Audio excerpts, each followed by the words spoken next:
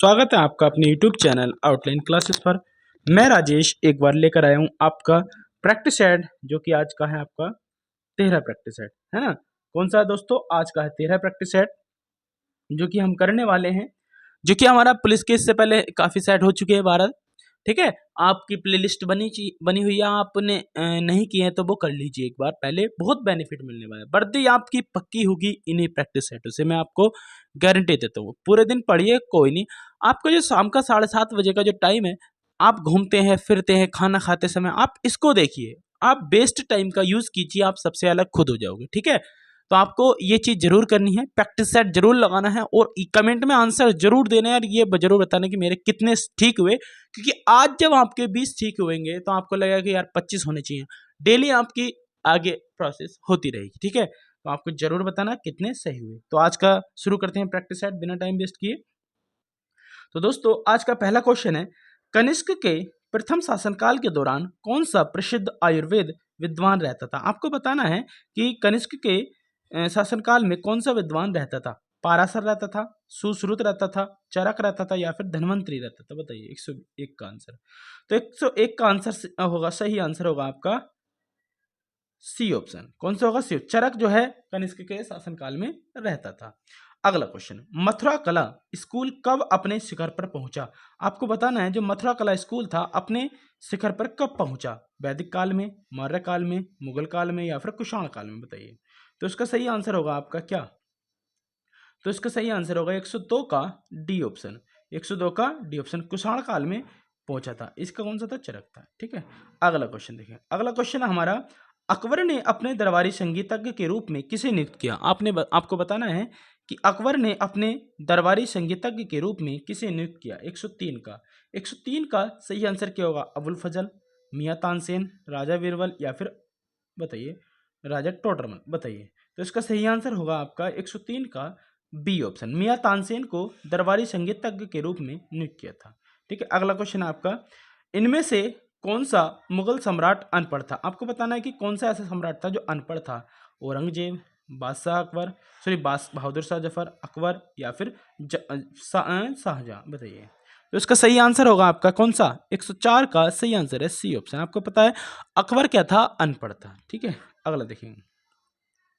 अगला क्वेश्चन है, Thomas Roe Mughal सम्राट जहांगीर से किस जिले में मिला था? आपको बताना है थॉमस रो मुगल सम्राट जहांगीर से किस किले में मिला था? बताइए। 105 का सही आंसर होगा बी ऑप्शन, अजमेर के किले में ये मिले थे। कहाँ मिले थे? अजमेर के किले में। ठीक है, अगला क्वेश्चन, निम्न में से किन्होंने 1857 के सिपाही विद्रोह को विद्रोह नहीं कहा है? आपने ये बताना है कि कौन से ऐसा व्यक्ति है जो जिसने 1857 के सिपाही विद्रोह को विद्रोह नहीं माना है। John Lawrence, Karl Marx, RC Majumdar या फिर सैयद अहमद खान? बताइए। तो 106 का सही आंसर क्या होगा? 106 का सही आंसर होगा बी ऑप्शन, कार्ल मार्क्स ने 1857 के सिपाही विद्रोह को विद्रोह नहीं कहा है। ठीक है, अगला क्वेश्चन। दोस्तों प्रैक्टिस बहुत जरूरी होती है किसी भी एग्जाम को क्रैक करने के लिए, आगे आप समझ आ रहे हैं, और उसे अलग होने के लिए। 107, पल्ली आंदोलन संबंधित है। आपको बताना पल्ली जो आंदोलन है वो किससे संबंधित है? उड़ीसा, तमिलनाडु, महाराष्ट्र और गुजरात? बताइए। तो इसका 107 का सही ऑप्शन होगा बी ऑप्शन, 38। ठीक है, सॉरी 107 का क्या होगा? B option. तो तमिलनाडु से संबंधित है कौन सा? पल्ली आंदोलन। अगला क्वेश्चन देखें। अगला क्वेश्चन है हमारा, अगला क्वेश्चन है, हंटर आयोग ने किसके विकास पर बल दिया था? आपको बताना है जो हंटर आयोग है उसने किसके विकास पर बल दिया था। प्राथमिक शिक्षा के, माध्यमिक शिक्षा के, स्त्री शिक्षा के या फिर तकनीकी शिक्षा के? बताइए। तो इसका आंसर क्या होगा? 108 का 108 का होगा ए ऑप्शन, प्राथमिक शिक्षा पर इसने बल दिया था। ठीक है, किस पर? प्राथमिक शिक्षा पर। अगला क्वेश्चन, राज्यसभा के मनोनीत सदस्यों की कुल संख्या क्या है? 17, 19, 15 या फिर 12? बताइए। तो 109 का क्या होगा आंसर? 109 होगा डी ऑप्शन। तो राज्यसभा के मनोनीत सदस्यों की कुल संख्या कितनी है? 12। ठीक है, अगला क्वेश्चन देखें। अगला क्वेश्चन है हमारा, उस भारतीय प्रधानमंत्री का क्या नाम है? उस भारतीय प्रधानमंत्री का क्या नाम है जिन्होंने संसद में यह घोषणा की थी कि वह मंडल आयोग की सिफारिशों को लागू करेंगे? इस घोषणा से भारत में देशव्यापी विरोध शुरू हो गया था। बताइए। राजीव गांधी थे, पीपी सिंह थे, चौधरी चरण सिंह थे या फिर चंद्रशेखर आजाद थे? बताइए। B option. कौन सा आंसर है इसका? B option, doctor VP Singh. अगला क्वेश्चन देखेंगे। अगला क्वेश्चन है हमारा, भारतीय संविधान का कौन सा अनुच्छेद यह कहता है कि प्रधानमंत्री की नियुक्ति राष्ट्रपति द्वारा की जाएगी? बताइए। तो इसका सही आंसर क्या होगा? 111 का अनुच्छेद 81 होगा, 81 1, या फिर अनुच्छेद 59 1 होगा, या फिर अनुच्छेद 75 1 होगा, अनुच्छेद 80 1 होगा। बताइए कौन सा आंसर है इसका? तो इसका सही आंसर क्या होगा आपका? 111 का आंसर है सी ऑप्शन। अनुच्छेद 75 1 कहता है कि भारतीय संविधान में जो प्रधानमंत्री की नियुक्ति होगी वो राष्ट्रपति के द्वारा की जाएगी। अगला क्वेश्चन है हमारा, सर्वोच्च न्यायालय के न्यायाधीश पद पर नियुक्ति के पात्र बनने के लिए किसी जज को उच्च न्यायालय के न्यायाधीश के रूप में कितने वर्षों की सेवा आवश्यक होती है? 112 का क्या आंसर होगा? 20 वर्ष, 5 वर्ष, 12 वर्ष, 15 वर्ष, या फिर 18 वर्ष? बताइए। तो इसका सही आंसर होगा 112 का बी ऑप्शन, 5 वर्ष की सेवा आवश्यक होती है। अगला क्वेश्चन है हमारा, कौन सा पठार भारत के खनिज दिल के देश के रूप में जाना जाता है? बताइए। भांडेर पठार, छोटा नागपुर पठार, डेक्कन का पठार, या फिर तिब्बती पठार? 113 का क्या होगा सही आंसर है? तो 113 का होगा बी ऑप्शन, छोटा नागपुर पठार जो है खनिज दिल के देश के रूप में जाना जाता है। दोस्तों ये बहुत यूजफुल आपको क्लास होने वाली है, आपको पता भी नहीं चल रहा आप किस तरीके से निखार हो रहा है आपके अंदर। ठीक है, डेली आपको लगाना है और यूपी पुलिस की ओर, वर्दी की ओर आपको बढ़ना है। ठीक है, अगला क्वेश्चन, प्रायद्वीपीय पहाड़ी मैदान पठार की एक अनोखी विशेषता काली मिट्टी का क्षेत्र है जिसे कहा जाता है। आपको बताना जो काली मिट्टी का क्षेत्र है उसको क्या कहा जाता है? प्रायद्वीपीय पहाड़ी जो मैदान है उसके। 114 का सही आंसर क्या होगा? छोटा नागपुर पठार, दक्कन ट्रैप, सिंगापुर ट्रैप, या फिर रोहतास पठार? बताइए 114 का आंसर क्या होगा? तो 114 का सही आंसर है दक्कन ट्रैप। कौन सी है दोस्तों? Deccan trap, B option. अगला क्वेश्चन है हमारा, आंध्र प्रदेश के विजयवाड़ा शहर किस नदी के किनारे स्थित है? विजयवाड़ा जो शहर है आंध्र प्रदेश का वो किस नदी के किनारे स्थित है? कावेरी के, गोदावरी के, महानदी के, कृष्णा के? बताइए। तो 115 का सही आंसर क्या होगा? 115 का सही आंसर होगा डी ऑप्शन, कृष्णा नदी के किनारे है विजयवाड़ा शहर। अगला क्वेश्चन देखेंगे, समुद्री जल का औसत खारापन कितना होता है? औसतन जो खारापन होता है वो कितना होता है? 2.5%, या फिर 3%, या फिर 3.5%, या फिर 4%? बताइए आंसर क्या? तो आंसर 116 का होगा सी ऑप्शन, 3.5%। अगला क्वेश्चन, विश्व का सबसे ऊंचा झरना स्थित है? आपको बताना है जो विश्व का सबसे ऊंचा झरना है वो कहाँ है? कनाडा में है, गुयाना में है, वेनेजुएला में है, ऑस्ट्रेलिया में? बताइए कहाँ है? तो 117 का सही आंसर होगा सी ऑप्शन, वेनेजुएला में सबसे ऊंचा झरना है। अगला क्वेश्चन देखेंगे। अगला क्वेश्चन है हमारा, मैक्सिको की खाड़ी किसके द्वारा अटलांटिक महासागर से जुड़ी हुई है? मैक्सिको की जो खाड़ी है किसके द्वारा अटलांटिक महासागर में जुड़ी हुई है? 118 का ए ऑप्शन, फ्लोरिडा की संधि। ठीक है, फ्लोरिडा की जो जल संधि है वो मैक्सिको की खाड़ी के द्वारा जुड़ी हुई है। ठीक है, अगला क्वेश्चन देखेंगे। अगला क्वेश्चन है हमारा, अगला क्वेश्चन है, वह स्थिति जब एक अर्थव्यवस्था में पैसे की आपूर्ति वस्तुओं और सेवाओं की आपूर्ति से अधिक हो जाए तो क्या कहलाती है? मतलब वह स्थिति जब अर्थव्यवस्था में पैसे की जो आपूर्ति है वस्तुओं और सेवाओं की आपूर्ति से अधिक हो जाती है तो क्या कहलाती है? 119 का सही आंसर क्या होगा? आर्थिक विकास, परिधान, या फिर मुद्रास्फीति, या फिर सकारात्मक आर्थिक संतुलन? बताइए क्या होता है? तो 119 का सही आंसर होगा सी ऑप्शन, मुद्रास्फीति या महंगाई कहलाती है।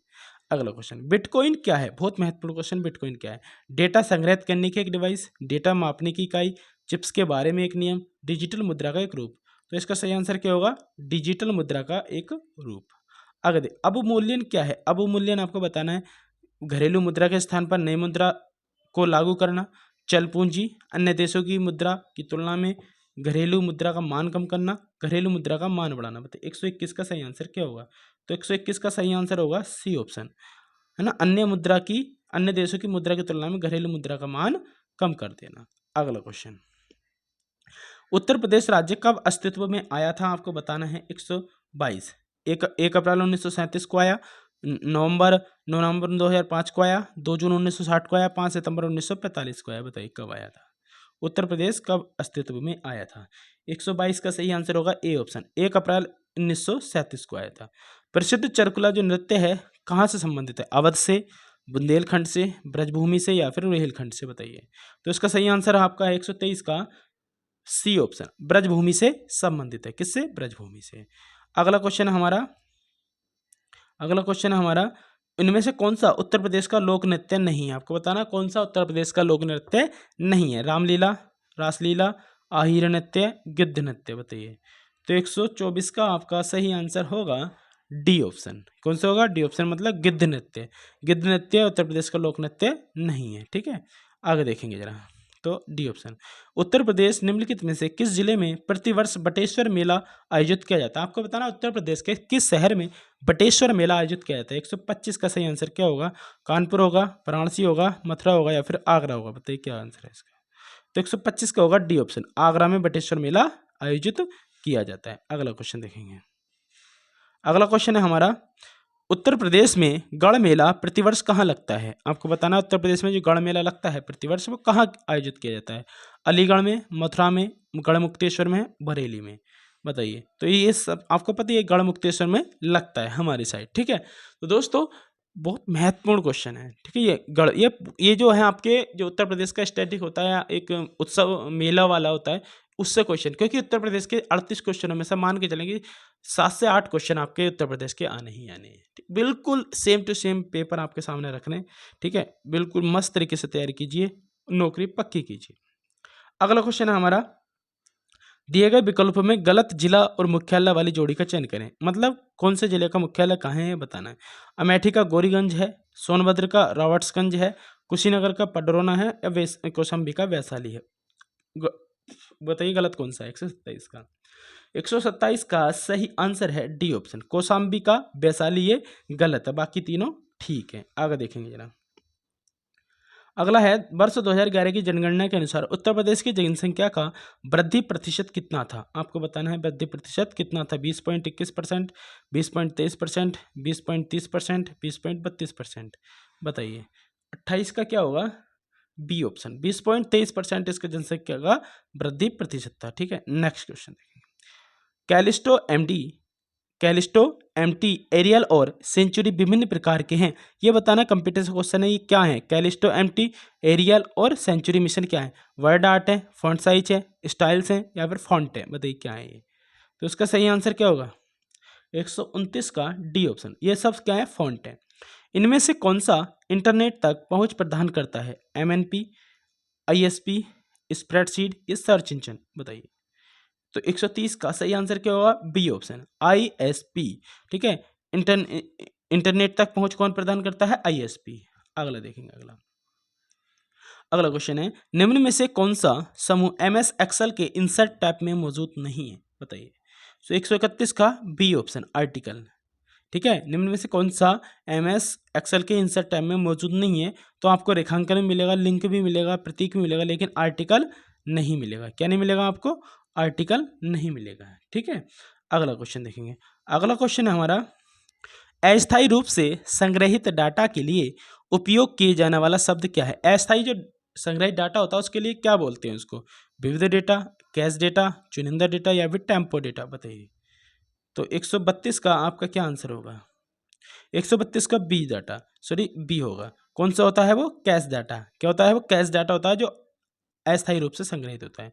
निम्नलिखित में से एक प्राइमरी स्टोरेज डिवाइस है। आपको बताना कौन सी डिवाइस प्राइमरी स्टोरेज है? Hard disk, random access memory, magnetic tab या फिर ऑप्टिकल डिस्क? बताइए। तो 133 का सही आंसर होगा B option, random access memory. ठीक है, आगे देखिए। पर्दे पर उत्तल लेंस द्वारा वस्तु की वास्तविक आकृति बनती है। पर्दे पर उत्तल लेंस द्वारा वस्तु की वास्तविक आकृति बनती है यदि उत्तल लेंस के ऊपरी भाग को अपारदर्शी कागज से ढक दिया जाए तो छवि पर क्या प्रभाव पड़ेगा? आपको बताना है। वस्तु के केवल निचले भाग की छवि प्राप्त होगी, वस्तु के केवल ऊपरी भाग की छवि प्राप्त होगी, कोई भी छवि प्राप्त नहीं होगी, वस्तु की पूर्ण छवि प्राप्त होगी परंतु उसकी तीव्रता कम हो जाएगी। बताइए कौन सा आंसर है? अच्छा क्वेश्चन है। 134 का सही आंसर होगा डी ऑप्शन, वस्तु की पूर्ण छवि दिखाई देगी लेकिन परंतु उसकी तीव्रता कम हो जाएगी। आगे देखेंगे। निम्नलिखित में से कौन सा पदार्थ ध्वनिक पदार्थ है? आपको बताना कौन सा पदार्थ क्या है? ध्वनिक पदार्थ। बताइए। तो 135 का सही आंसर क्या होगा? लकड़ी होगा, पानी होगा, रबर होगा, लोहा होगा। बताइए क्या आंसर है। 135 का सही आंसर है डी ऑप्शन।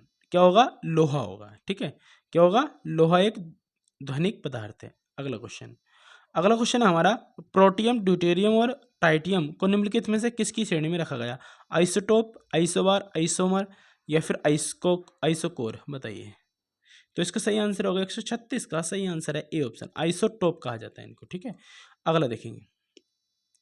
अगला है हमारा, निम्नलिखित में से कौन सा यौगिक संगमरमर का एक प्रमुख घटक है? बताइए। Magnesium sulphate, silicon dioxide, calcium carbonate या पोटेशियम नाइट्रेट। बताइए। 137 का सही आंसर होगा सी ऑप्शन, कैल्शियम कार्बोनेट एक संगमरमर का एक प्रमुख घटक है। अगला क्वेश्चन, नेक्स्ट क्वेश्चन हमारा लास्ट है आज का, तो इसका कौन सा जाएगा? Calcium carbonate. नेक्स्ट क्वेश्चन है हमारा, निम्नलिखित में से उस विटामिन की कमी से विकास का चयन करें जिसमें मुंह, गले, पैर के निचले हिस्से एवं पैर के पंजों में लाल रंग के धब्बे उत्पन्न हो जाते हैं। बताना है। तो पैलाग्रा होता है, बेरीबेरी होता है, स्कर्बी होता है, रतौंधी होता है। बताइए क्या होता है। तो 138 का लास्ट क्वेश्चन है, इसका आंसर क्या होगा? A option. तो इस दोस्तों इसे पैलाग्रा कहते हैं। ठीक है, तो दोस्तों ये आज के 38 क्वेश्चन आपके कंप्लीट हुए। आपको ये बताना कितने सही हुए कितने गलत हुए, कमेंट में जरूर बताना है। और दोस्तों आपका मुझे सपोर्ट की बहुत सख्त ज़रूरत है। आप जितना इसको शेयर करेंगे मुझे इतना सपोर्ट मिलेगा, मैं इतना अच्छा कर पाऊंगा। ठीक है, तो दोस्तों आज के लिए इतना ही, मिलते हैं अगली क्लास में। जय हिंद।